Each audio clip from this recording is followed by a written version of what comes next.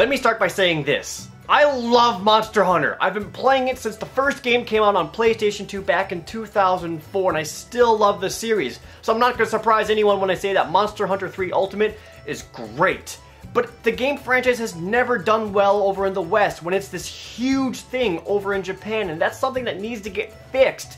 I have so much fun with Monster Hunter, and I think a lot of other people would too if they would just look at it. And I keep hearing people call Monster Hunter an RPG, which is not really something that I agree with. It's an action game with some MMORPG elements, but it's not an RPG. There is no gripping story, you don't get experience points handed out to you for everything you do, and you don't level up and get stat bonuses. Monster Hunter is fundamentally an action game where all you do is have kick-ass boss fights. You pick a quest for the monster you want to kill, you go find it, you kill it. No bullcrap in between. So if you're looking for a story or interesting characters or a reason to fight all of these things, Monster Hunter doesn't really have that. Your reason for playing it is because attacking these beasts is freaking fun and challenging and absolutely rewarding through the gameplay. This is where the MMO elements kick in that may turn some people off. Whenever you're doing anything, you're constantly gathering resources, either by scrounging around on the ground or mining up minerals or carving off pieces off of everything you kill. Nearly everything you get can be used to create a new weapon or armor. All of the best armors come from making it out of the huge monsters that you defeat. But to make the whole set, you'll need lots of pieces. This means you will be fighting the same thing numerous times to get the items you need for the equipment you want to make, especially for when it calls for a rare drop. And to some people, that can get repetitive because you are fighting the same thing over and over again. And there is some truth to that. That is repetitive. But I never got bored with that because the combat is so freaking fun and challenging that every time you fight something, it's always fun. You'll start small, killing tiny dinosaur-like things and getting what you can. But before you know it, you're fighting bigger, tougher enemies. And then bigger ones than that. And then bigger ones than that. And they're challenging every time you fight them.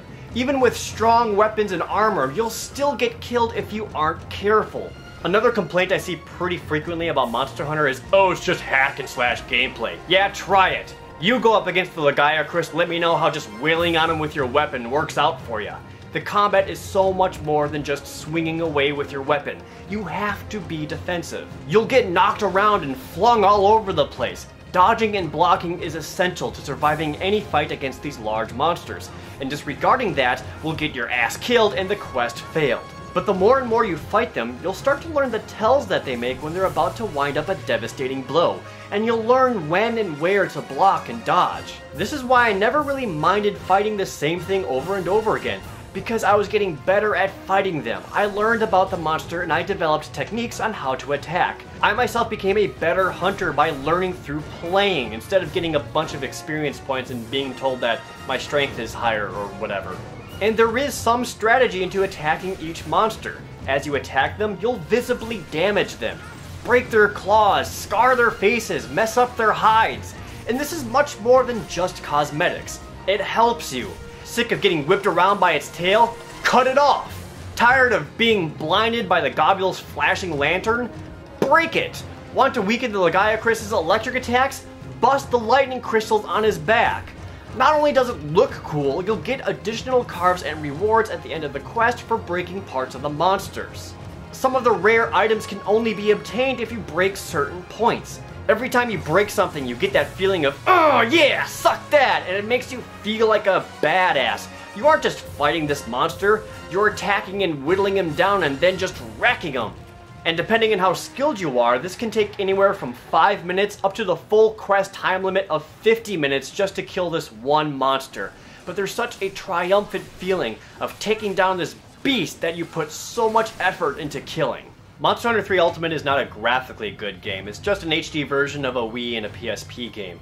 So you'll notice low polygon characters and sometimes flat textures. But it makes up for it by having interesting and varied locations you can visit and some of the coolest looking monsters you've ever seen. And there are a lot of monsters. You'll start off by killing some small dinosaur-like things called the Jaggy, but before you know it, you'll be fighting something bigger like the Royal Ludroth. Soon you'll be fighting something more ferocious like the mighty Rathalos. Next, you'll be fighting the all-new and brutal Brachydios. And then you're fighting something even bigger than that. And then something even bigger than that. And when you think you've seen all of them, you'll start getting into the subspecies. The subspecies takes monsters that you've already fought and recolors them so that they're much tougher to fight. And the subspecies are so much more than just reskins with more health. Their attacks are different, they'll do moves you haven't seen before. They may look similar, but you're essentially fighting an all-new monster. The pink Raytheon is very different from the normal one. The ivory Lagiacrus is much more deadly than the normal one. This keeps the game fresh, as what you once knew has to be relearned when fighting the subspecies. And since they're tougher, you'll get even better weapons and armor for taking them down. And this is where the biggest draw of Monster Hunter comes from. You have this constant feeling of progression and improvement. You're bettering yourself through your accomplishments by taking down these massive wyverns. And then you're carving off pieces of them to make new weapons and new armor. And then you have a all new equipment set and you're so much sturdier. And then you'll want to test yourself against the next big monster. This cycle continues itself throughout the whole time you're playing the game, keeping it interesting, keeping you excited, and most of all, having fun. And having fun with friends! The whole game is 4-player co-op, I can't believe I didn't mention that yet. You can play online with the Wii U version, or locally with a 3DS version, and between the Wii U version. You can use the gamepad's voice chat to easily communicate so that you'll know where to find your prey in the map, or when somebody is setting down a trap to pin the monster down. It's great by yourself, but you have so much more fun when you're playing with friends or finding new friends online and you're helping each other get the equipment that you want. The multiplayer is fantastic, and with weekly, free DLC quests, you'll never run out of things to do. The biggest issue that Monster Hunter has always had is still kind of persistent here. It's not very easy for new people to get into. The single player mode does an okay job of getting the basics down for you, but it's all done through tiny text boxes. It's okay, but it's not really conveyed the best. But soon you will be going on guild quests or ready to take on the much tougher enemies online. Or if you can't play online, you can do all of the same online quests offline by yourself, and it is scaled for just one player. Compared to the other games in the series, Monster Hunter 3 Ultimate does do the best job of getting new players in.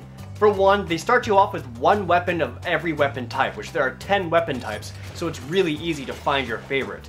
You also start off with a whole set of leather armor, which is extremely useful. Also, this game gives everyone a natural defense rating of 50 instead of 0. This makes it much more bearable for you to go up against some of the earlier big monsters like the Raytheon and Baroth without getting completely discouraged. But anything after that will require you to have some upgrades. But even with these things, there is so much to Monster Hunter and so many things to learn.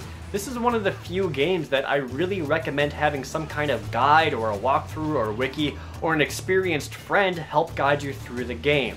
If you're completely new to Monster Hunter, this is the best one to start off with, but there's also no shame in looking for some extra help.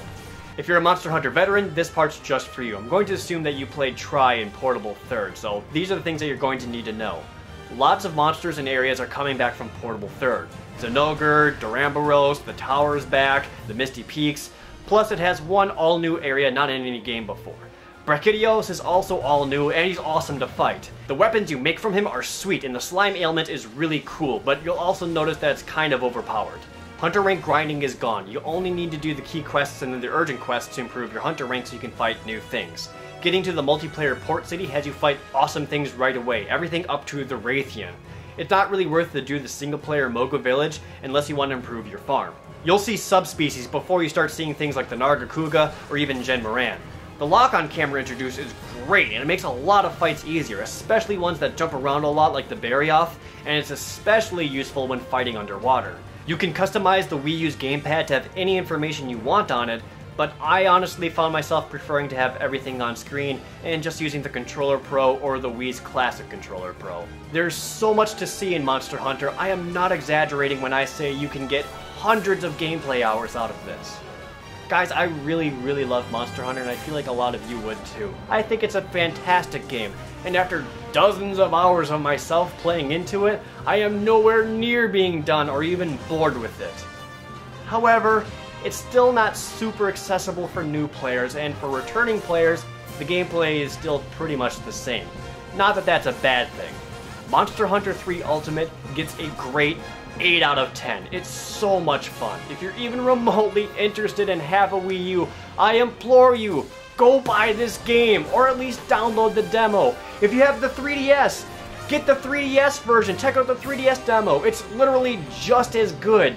It just doesn't have the Wii U's online play.